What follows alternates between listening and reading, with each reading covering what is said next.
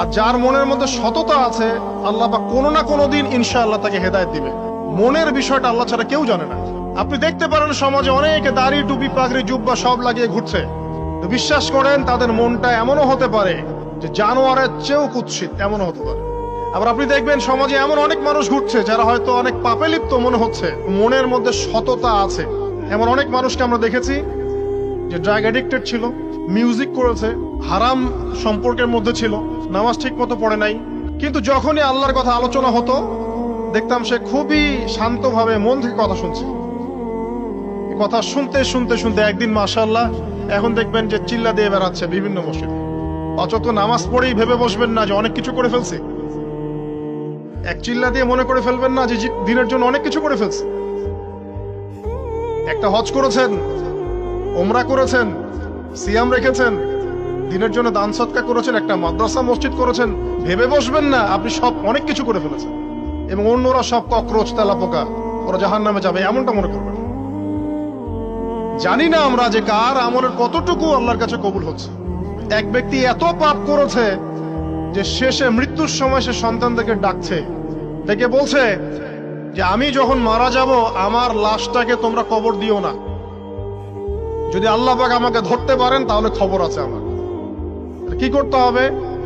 সে বলছে যে আমার দেহটাকে তোমরা পুড়িয়ে ফেলবে এবং পুড়িয়ে ফেলার পরে ছাইগুলোকে একত্রিত করবা, করে অর্ধেক ছাই সমুদ্রে ভাসিয়ে দিবা, অর্ধেক ছাই বাতাসে উড়িয়ে দিবা।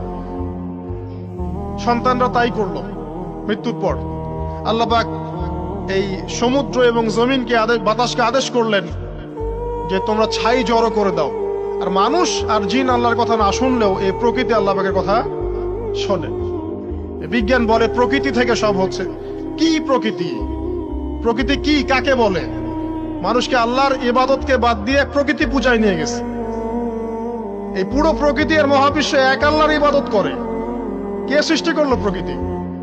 প্রাকৃতিক ভাবে হয়েছে সবকিছু বলে, আল্লাহ থেকে হয়েছে বলা যাবে না। বললে আপনি মৌলবাদী হয়ে যাবেন। আল্লাহ শব্দ ইউজ করলে আপনি মৌলবাদী হয়ে যাবেন। ধর্মতাত্ত্বিক শব্দগুলোকে আস্তে আস্তে উঠিয়ে দেওয়া হয়েছে। দেখবেন যুক্তি, বিজ্ঞান, দার্শনিক শব্দগুলোকে আনা হয়েছে। এটাও টেকনিক্যালি করা হয়েছে। কোন সেকুলার মিডিয়াতে আপনি দেখবেন না ইনশাআল্লাহ বলছে।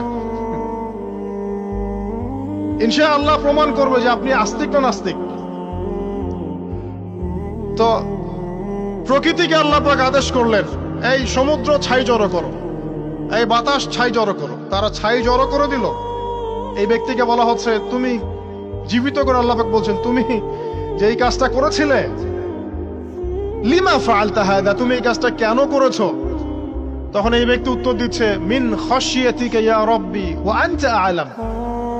হে আল্লাহ, আমি আমার বুঝে যা এসেছে আপনার ভয়েই আমি এই কাজটা করেছি, আর আপনি খুব ভালো করেই জানেন যে আমি আপনার ভয়ে করেছি নাকি অন্য কোনো কারণে করেছি। মানে আপনি আমার মনের কথা জানেন। আল্লাহ পাক তাকে মাফ করে দিলেন।